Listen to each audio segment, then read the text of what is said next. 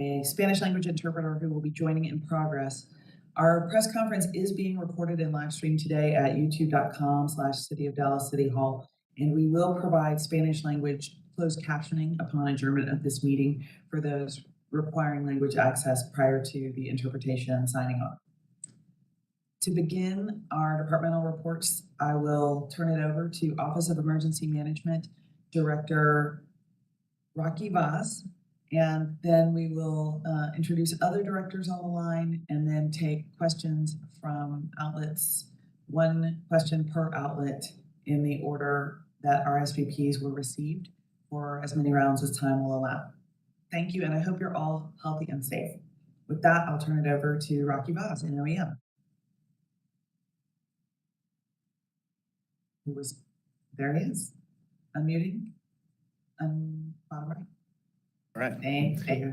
Thank you, Catherine. Appreciate it. Good morning, everybody. We are still at the EOC, entering into our second 24-hour operational period. Overnight, things have been pretty quiet, and you'll hear from the other departments and some of the stats that they will report out. It's been good to see that there have been no widespread power outages, anything that is there. It's very localized. As of 10 a.m., there are about 1,700 residents in Dallas that were without power, mostly in North Dallas, and the restoration time is anywhere between 2 to 4 hours, but more information is available through Encore. They briefed us out on this an hour ago. We have got a briefing from the National Weather Service. Temperatures are going to stay below freezing. We don't see any thawing out tonight. Tomorrow, we should see some progress towards that, but then again, it'll refreeze at night, whatever runoffs that might be. So we are on guard. We're going to be staying on guard and providing the resources needed to address any issues or problems that we are aware of. We also got a briefing from Atmos this morning. Their systems are looking good. There are no outages throughout the system this time, and they stand ready to assist as needed. Overall, like I said, things are pretty quiet. Well, first, we want to thank all our city staff and crews that were out there at midnight with the sanding operation and DFR and DPD responding to traffic accidents and other issues that they deal with on an everyday basis. So they will report out on that. Public Works, they started their ICE task force last night at midnight. They sanded over 296 bridges, 183 lane miles of roads. The operation continues, and the second ICE task force will start at midnight, continuing operations as needed. One of the issues they are looking at, or they are seeing more of, is tree limbs that are fallen on power lines, and they've been clearing that as quickly as they can, and they will haul it off once the weather gets a little better. Transportation is continuing to operate. They are 24-hour transportation operations center. There are about 14 signal lights on flash this morning, and they have been quickly addressing those. As of 10 a.m. From last night's 15, they're down to 7 signal lights that are on flash, and they continue to work through that issue. DFR will report out on their activities last night, so will DPD. Fleet management continues to support our equipment needs. All 5 service centers were open through the night, but had very limited resource needs from the responding departments. OHS is continuing to operate the Fair Park inclement weather homeless shelter. They will brief out on the numbers on that. Things are looking good, things are smooth, and they're preparing to host additional folks tonight since it's still cold out there, and they expect that more people will seek shelter tonight. We'll have Christine Crossley brief out on that. We have a library main branch open at 8 a.m., and we have several folks from downtown who did not want to go to the Fair Park shelter or did not make it there are seeking shelter at the library and working with OHS if they needed to be transferred over to the overnight shelter. Library also has got about 6 branches open as of now as warming centers. We'll continue to update our web page, indicating all the locations where the sites are open, and they will be open at least until 5 p.m.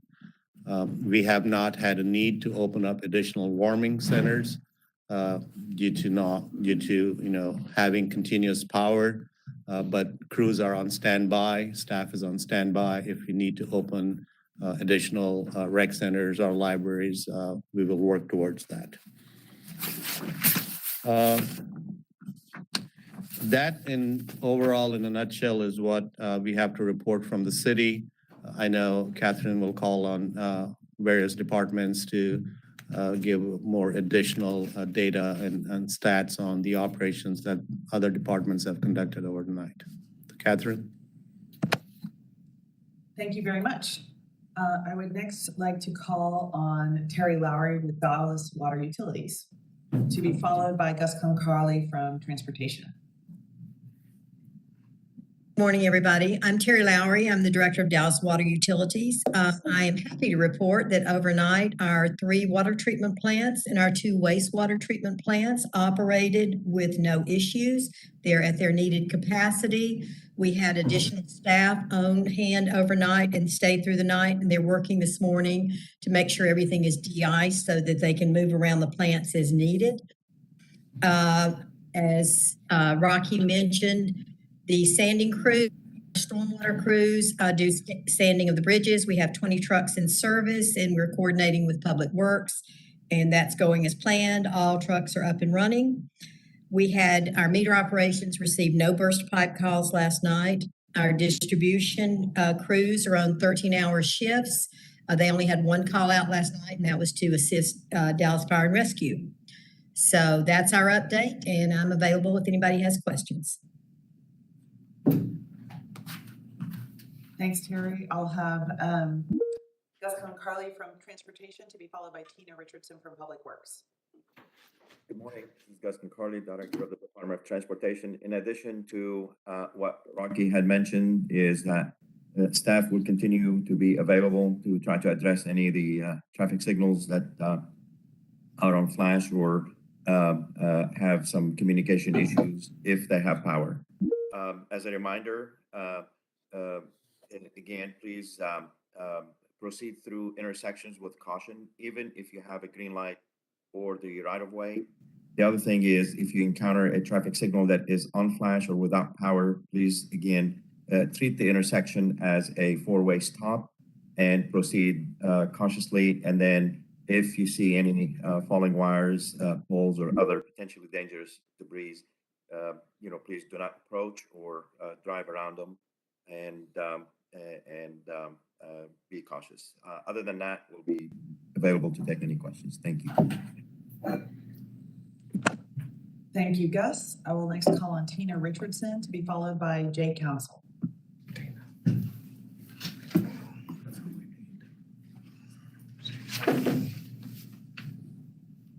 Tina?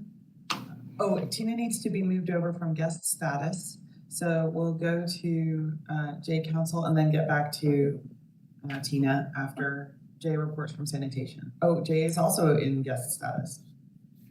Are you all able to unmute? Yes, can you hear me? Yes, sir.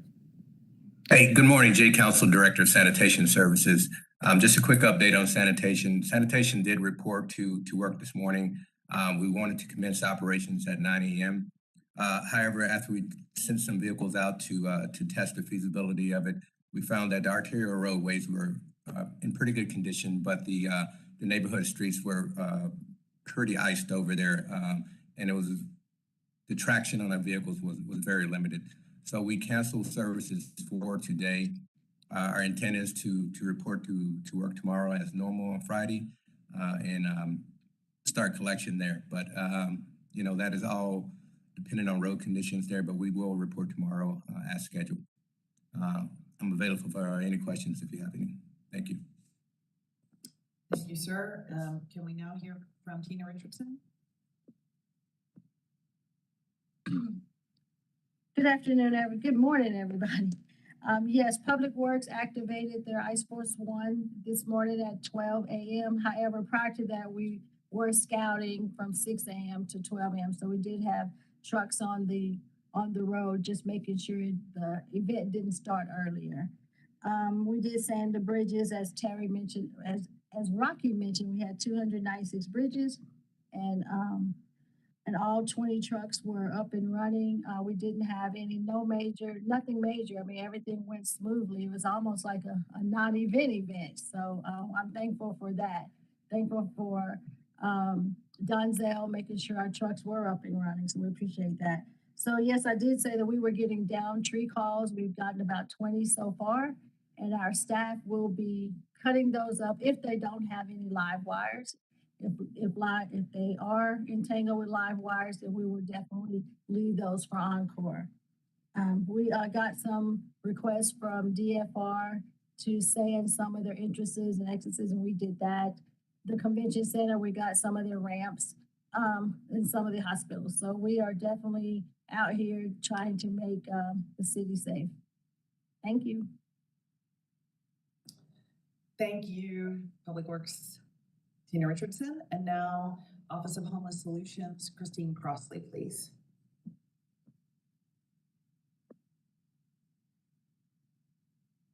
I'm not seeing Director Crossley. I don't know if Yes. anyone. Okay. Yes. Good morning. The automobile building at Fair Park, where the homeless shelter or the is going fine. As of right now, we've got close to 500 guests. I think about 495 plus 5 dogs and 1 cat. Everyone's doing well. Intake process is going smoothly. If you, for folks who are still trying to get there, they can take the green line. The DART buses will go to Fair Park. They can also, if they are on foot, good directions, especially in the dark when it's harder to see, is if you just walk straight down Al Lipscomb Way to Gate 5, and then go straight down the walkway at Gate 5. And then the automobile building is to your left, and there are a bunch of cars out front. People who have cars and are living in their cars, this is a safe place to park, and you can come inside. A lot of people are doing that. Baggage and pets are welcome. COVID testing is done on site. And I think that's all we have for right now. We will continue this. We have it right now going through Saturday. We know cold weather will continue through the weekend. So a decision on how long to extend the shelter for will be made and announced tomorrow. Thank you very much. And now we will go to questions from the media. First question. Catherine. Yes, sir. I'm sorry, this is Rocky. Can I'm going to slide out. I'll let Chief Ball from Dallas Fire Rescue do a brief out on stats from last night. Thank you. Much appreciated. Chief Ball from Dallas Fire Rescue. There we go. Thank you. Good morning, everyone. This is Justin Ball, Assistant Chief, Dallas Fire Rescue. Last night was quieter than we expected, a little bit quieter. To put things in perspective for you lot, I'll go over some of the runs that are typically higher during this type of weather event. Utilities, lines down. We had 24 calls for power lines down, and typically under normal weather circumstances, we'd have about five a day. And so the 24, that was higher than usual, but not something out of control like last year. And this was a 12-hour period from 9 p.m. to 9 a.m. Structure fires, we typically have about 6 structure fires a day. And in a 12-hour period, we had 7. Only 7 structure fires reported. 2 of them were actual fires, no multi-alarm fires. We had motor vehicle collisions. We only had 45 in a 12-hour period, And under normal circumstances, under normal weather conditions, we usually average about 108 a day. So that's less than half than usual. So that was pretty good. As far as water cutoffs, that was something that really gave us a hard time in the last freeze with all the water pipes bursting. Surprisingly, it was only 6 in a 12-hour period. And normally we have a 15 daily average under normal weather conditions. We won't get complacent on this, and we know the weather event still exists, and we'll keep our contingency plan in place. As always, we hope for the best, but we'll be prepared for the worst. And I would like to say a thank you to all the other city departments that have put measures in place to help us do our job safely. And that's it from me. Thank you, Chief Ball. Any other departments available to report out? If I'm not hearing from them, then I will now go to the media. We'll start with Fox 4 to be followed by Spectrum News 1.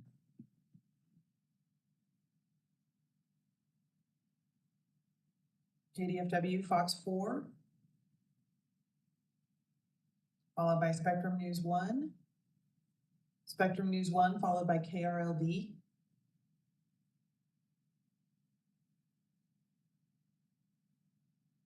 KRLD to be followed by KTVT CBS 11.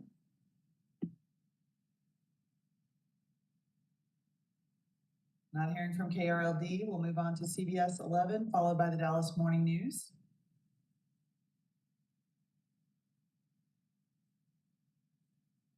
I hope that the lack of questions means we've answered and anticipated all your questions. Next, the Dallas Morning News, followed by Aliyah. Hey everyone, I got a question. We can count on you, Everton Bailey. Thank you and welcome. Thank you all for your time. Everyone has been saying that this is a lot less severe than anticipated. And so I was wondering if there were any projections that you guys made or that Encore gave you or any other corporations that you guys were meeting with before the storm. Any projections that they gave and how do they compare to what's actually going on?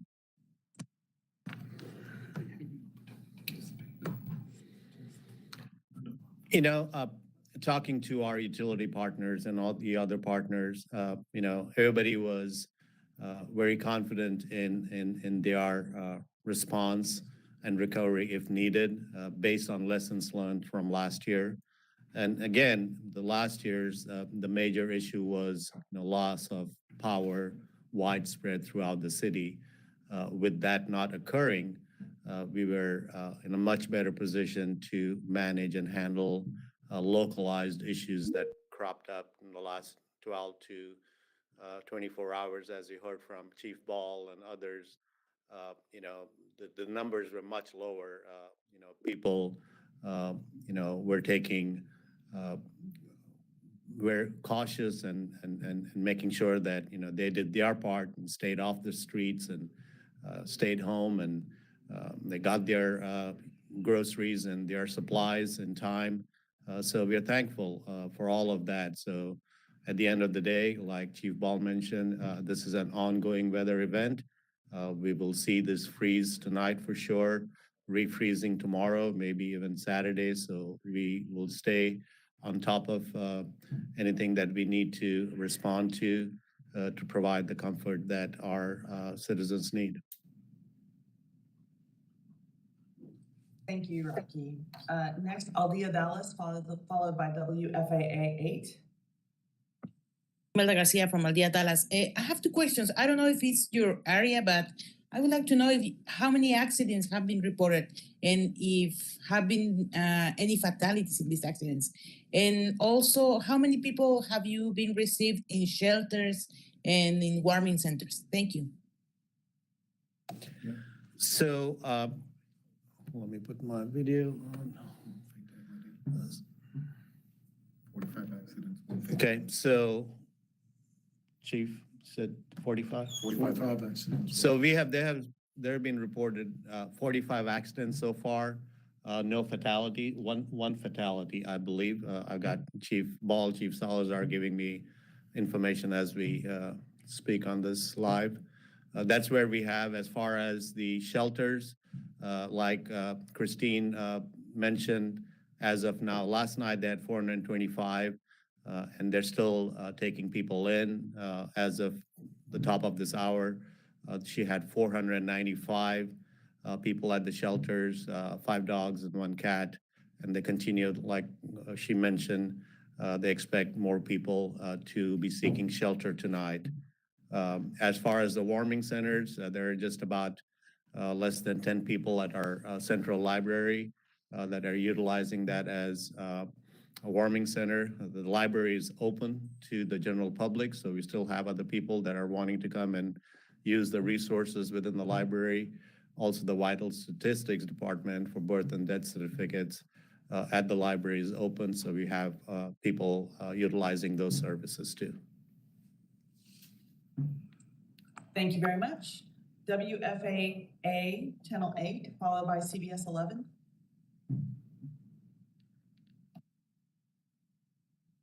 CBS 11, followed by Univision 23. I guess that should be Univision 23.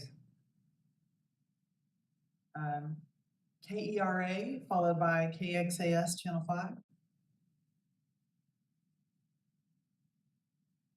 Ahorita estamos esperando a KERN y luego después vamos a estar con KER5.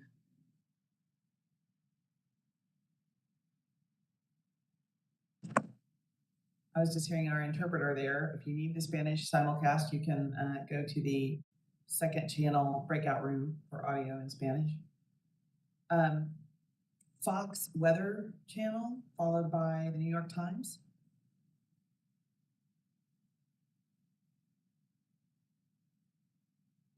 NBC Network News. Want New York Times to go next. Catherine? Times? Yes. Yeah, sorry. Hi, this is Marina.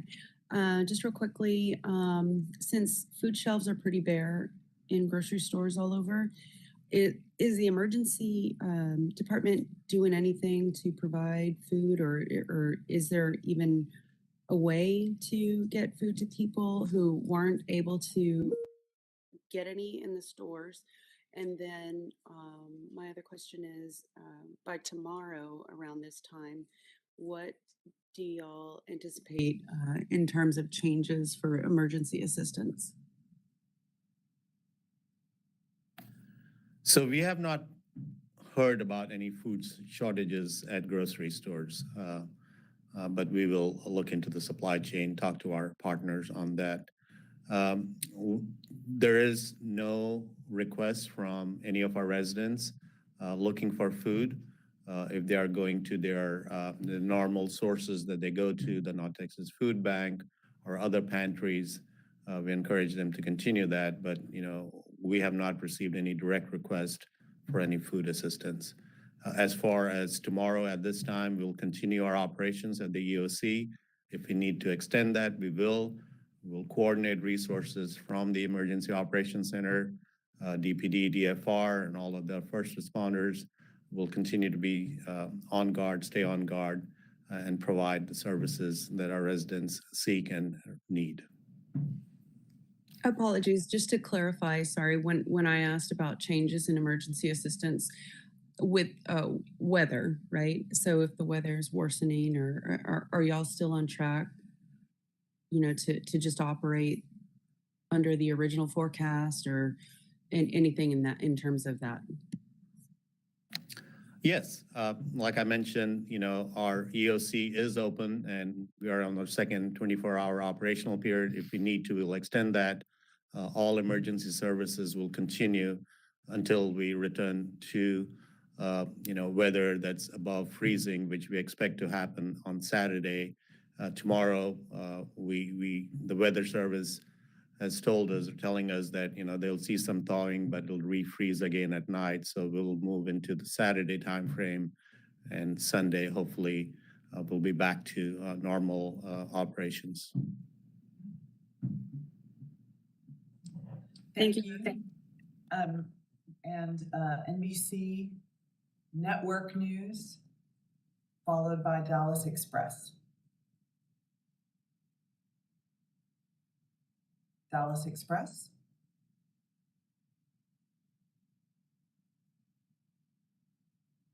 Okay. Dallas Morning News and Aldea, did you have any questions, or did any other media outlet that we may not have record of have a question that didn't get to ask? Hi, it's Everton Bailey from the Dallas Morning News again. Yes, I have a follow-up question. Are there any particular areas of the city that are harder impact by the winter storm? I know you guys did say that you've responded to a bunch of accidents and down power lines and trees. Are there any areas of the city that are seeing more of a higher concentration of this than others? I might ask Tina to respond, since her crews are actually on the ground, but we have not generally seen any disappropriate requests from any one part of the city, based on the information that we got from Encore of the 1,700 people about an hour ago, or 1,700 residents an hour ago that did not have power, were concentrated, a majority of them in the North Dallas area, but I don't have exact details. Probably Encore can provide that to you. We didn't have Yeah. anything. Okay, thanks, Tina.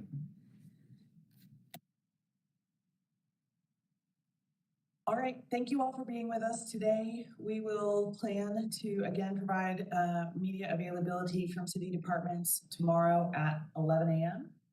If that should change. Oh, I apologize. This is Marina again from the New York Times. Alejandra Martinez from KRA wrote in the chat. It's a good question. She said her mic isn't working. If the Fair Park Warming Center or other shelters need volunteers or donations? Oh, that's a great question for Director Crossley. To be clear, the center in Fair Park is not a warming center. It's a 24-hour shelter for people experiencing homelessness. And Christine Crossley is here to elaborate. Thank you. Yes, we are asking people if they're wanting to donate to reach out to their established networks for donations or area shelters. The Fair Park site, due to the safety of guests, is only accessible to those who are guests or staff. We don't have the capacity to accept donations in the parking lot. So if you're sending them to your established networks, anything that's needed at Fair Park will get there. And I know that several of the area shelters are also needing things like water and winter jackets and warm clothing. There's sheltering going on all over Dallas in addition to Fair Park. Thank you, Christine. And then the libraries have several locations providing warming relief today until 5 o'clock, which may be found at dallascityhall.com and dallascitynews.net. It is a reduced number of branch libraries because of staff's ability to safely travel to those places, and we have additional staff standing by if needed for after-hour support. But at this time, because there haven't been widespread power outages, we are optimistic and hope that everyone will remain safe and warm. And we'll see you tomorrow at 11 o'clock. If that should change, we'll let you know. And we'll shortly at 1 this afternoon have a B-roll opportunity. You just saw the Emergency Operations Center where Director Voss was reporting from. If you would like to send a photographer, then please reply via the link shared this morning to be escorted in to capture B-roll and photography only, no interviews, no sound, at 1 o'clock at City Hall. And then we will have another media availability for director contact tomorrow at 11. I see, Marina, you've raised your hand. I'm so sorry, Catherine, to bother you. No need to apologize. You're doing your job and doing it well. How One can we more help? follow-up. I was just reading back over my notes. The one fatality that someone mentioned, can Assistant Chief Ball speak to that? Was it weather related, and what was the time and location, please? Right, here it comes. I-45 and 30 bridge. Yeah, unfortunately, the accident happened on I-45 over the bridge yesterday evening. I believe it was around 10 o'clock. The 18-wheeler flipped over, and I believe the driver actually was exited and fell off the bridge. And that's the only fatality that we're aware of. Chief Ball, do you know who the 18-wheeler, like what company it belonged to? No, I don't have that information at this time. Thank you. Hi, it's Everton Bailey with the Dallas Morning News. I just wanted to follow up on that, Chief Ball. When you say the person exited and fell off the bridge, were they ejected off of the bridge, or did they leave the vehicle and slipped off the bridge? No, sorry about that. They were ejected. Gotcha. Thank you for the clarification.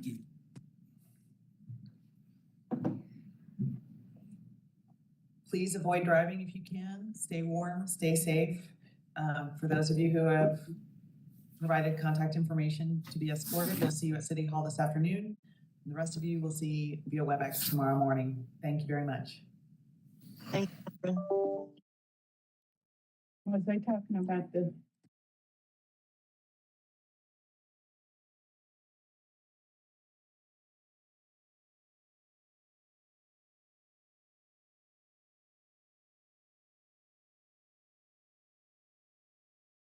All right, thank you, everybody. Your recording will be sent to everybody that was invited to the meeting. If you still need a recording after that, please reach out to the City of Dallas Communications Group.